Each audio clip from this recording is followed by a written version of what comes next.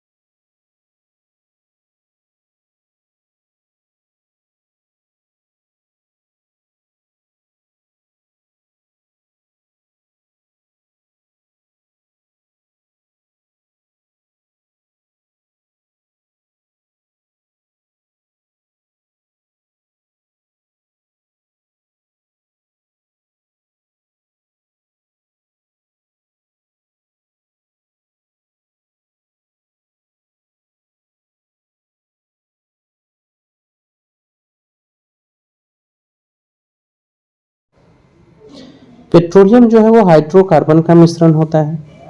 पीत लीवर में बनता है और संचित होता है पित्ताशय में। एंजाइम जो है वो प्रोटीन होते हैं जो जैव उत्प्रेरक होते हैं। अल्ट्रासाउंड स्कैनर से शरीर के आंतरिक अंगों की छवि प्राप्त की जाती है। साबुन बनाने की प्रक्रिया साबुनीकरण कहलाती है। किस वसीय अम्ल में साबुन होता है? तो स्टेरिक अम्ल, पैरामीट्रिक अम्ल और ओलेइक अम्ल में। पेट्रोल की गुणवत्ता किस में व्यक्त की जाती है? तो पेट्रोल की गुणवत्ता को ऑक्टेन संख्या में व्यक्त करते हैं। प्रेशर कुकर का जो हैंडल होता है वो बैकेलाइट का बना होता है।